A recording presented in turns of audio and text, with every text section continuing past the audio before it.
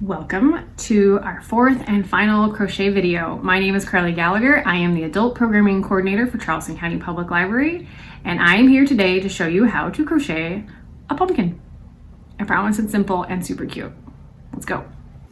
What's really cool about this pumpkin project is we are just creating a rectangle. And for better or worse, depending what kind of learner and what kind of person you are, there's no real pattern for this. You can make it as tall or as wide as you'd like. So we've got a slip knot, and we're gonna do our foundation chain. Just keep track of how many you've done.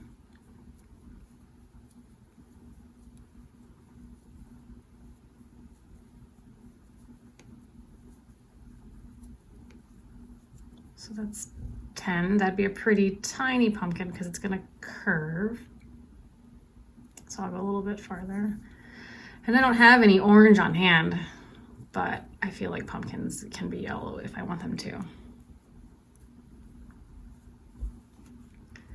So we'll go with 15 single crochets to make a foundation. And again, you can do whatever you want, kind of visualize squishing it down and how tall it will be.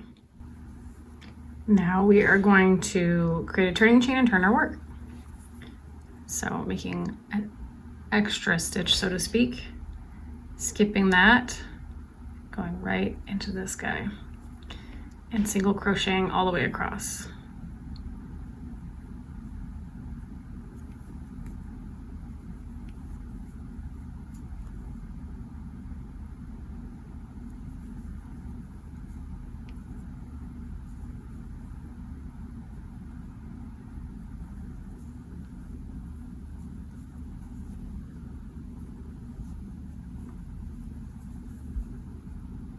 I went all the way across, did singles again. So now I have 2 rows of single crochet, and I chained 1 and I've turned, and all this is gonna be a bunch of chain 1s going back and forth.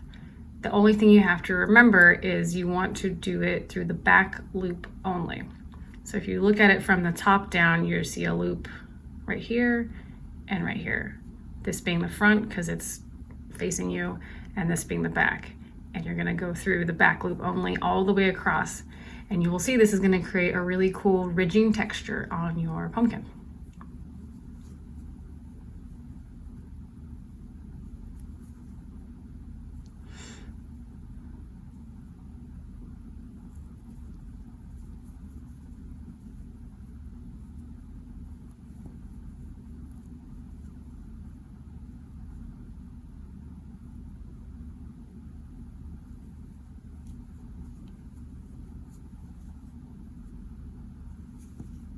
Kind of got curled up. I probably did my foundation row too tight, but that's okay. We don't need this to be perfectly flat since we're gonna create a curvy shape. So you can already see that by going in the back loop only, this front loop is creating a little ridge.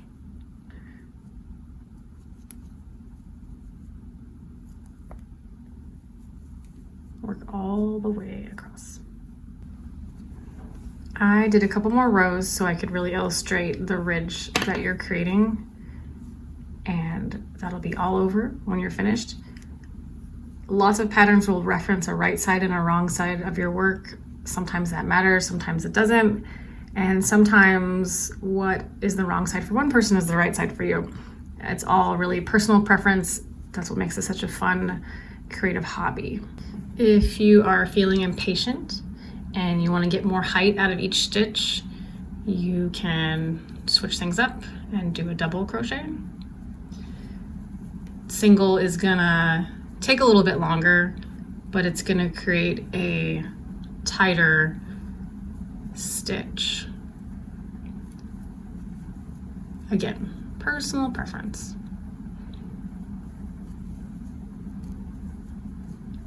You can already see how much taller my double is, and you can see there's more room for I guess your stuffing or whatever to show through. So it just depends on what you're making. And you just do this until you have an adequate rectangle. In the interest of time and efficiency, I have a pretty small rectangle, but you can go to whatever size you'd like. And I did double crochets so that I had more growth and height with every stitch. So this is what mine looks like. Now you still have your yarn attached to your ball. You can get your tapestry needle out if you have one and sew it up together. But since we already have our yarn and our hook, we can also just fold this guy and use our hook and our existing working yarn and do a slip stitch all the way across. So just go through here. Watch out for that tail, don't want to work with the wrong yarn. Get your working yarn over, and then just pull straight through. And just do that all the way across and you'll have created a little seam.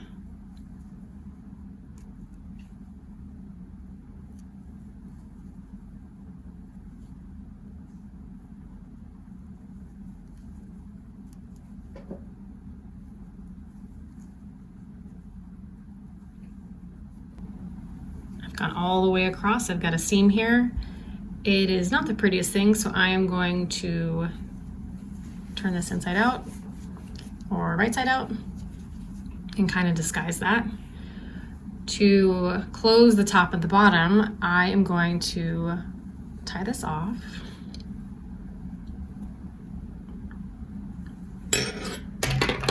And I'm going to leave plenty of a tail because I need it.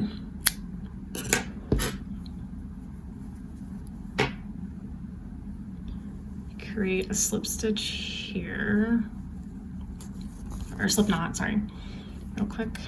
Fasten that off.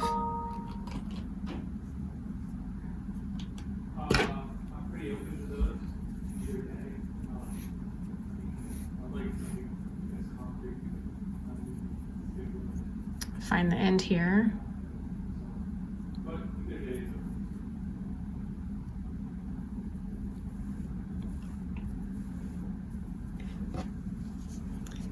And then I'm not too worried about being neat. You can be super careful if you'd like, but I'm just gonna weave it through. And essentially, we're gonna pull it tight like a drawstring bag, or the drawstring on the hood of a sweatshirt. And you're gonna kind of cinch it. All right, so you go all the way around on your, I guess this will be our bottom. And if you forget where you left off, you can always pull on that and see if you've gone all the way around the circle. And you can see I haven't quite made it all the way around yet. And depending on what kind of yarn you're using and the texture, this will feel different for you. This yarn has a lot of, I don't know, furriness, flyaways. So it's not super smooth, so pulling it through is a little bit challenging, a little clunky. And then I'll create a quick little knot.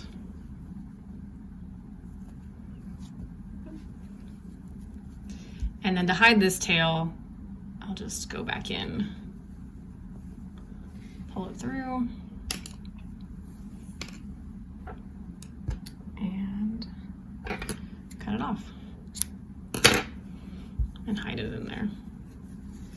Now, to fill this, you can use scrap yarn. You could cut up an old t-shirt, a rag. I happen to have some of this, I believe it's called polyfill stuffing. And you just stuff it, and you can see putting something inside gives it its shape and allows you to form the shape.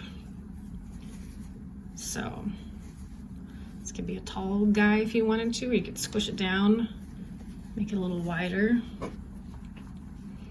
And then we will cinch the top again to create the shape or the completed object. Okay. I threaded the top and tied a knot, pulled it together. And for this guy, I'm gonna do the same thing, go back in, except I'm gonna come out the other side. And what I'm gonna do is I'm gonna pull this a little bit and cut it. And now all of the threads are hidden inside of the pumpkin. So I got a wonky little guy, kind of cute. Now I need a stem. I was looking for inspiration for stem ideas, and some people had sticks of cinnamon, some people did actual twigs. I am going to show you how to make an I-cord, and we'll put that on there. I-cords are another fun thing to be able to do in crochet. You can use them as drawstrings, purse strap, whatever you need a cord. So we will create our slip knot. And this is another item that we keep crocheting until we reach the length that we want, just like the rectangle we did for our pumpkin. So let's chain 3. All right, then you're gonna go into the second chain, yarn over, third chain, yarn over. Now you have 3 loops on your hook. Okay, this is where it gets weird.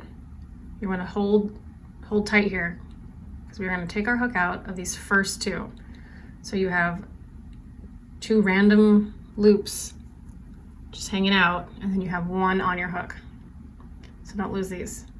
So yarn over, chain 1, okay?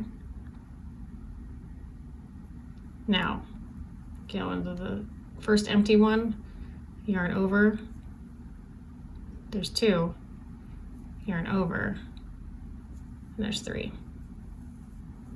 It's pretty neat once you can wrap your head around it. Let's do it again. Pinching these 2 guys so we don't lose them. Pull the hook out.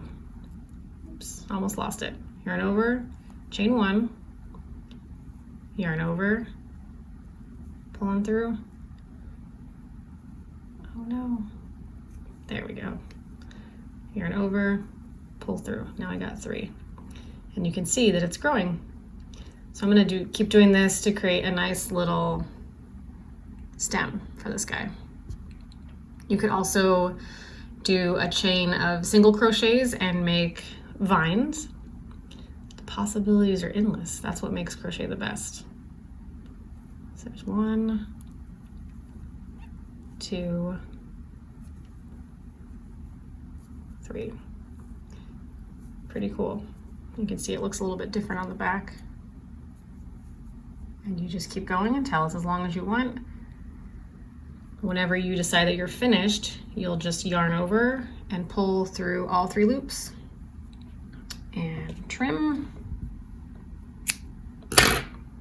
pull through. So looks like a little stem. And of course we'll trim this off after we fasten it on. Threaded my first bit of yarn, the first tail from my stem through my tapestry needle, and I'll just take this piece and I'll sew it on here. Again, I'm not always the tidiest, so it's up to you. You might go back through this guy so he's not just flying around everywhere.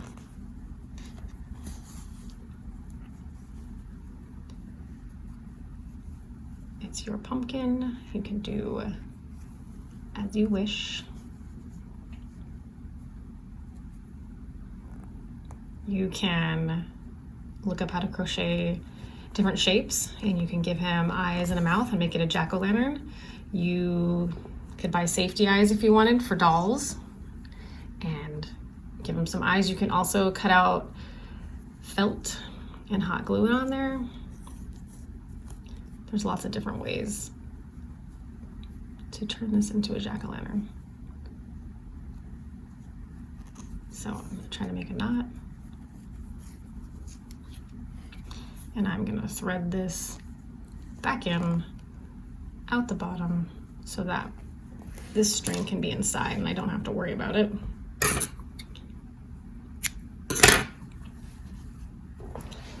And I guess if I was really worried, come back, about this string, I could take my tapestry needle and I could thread it through here, or you can just cut it off if you trust your knot.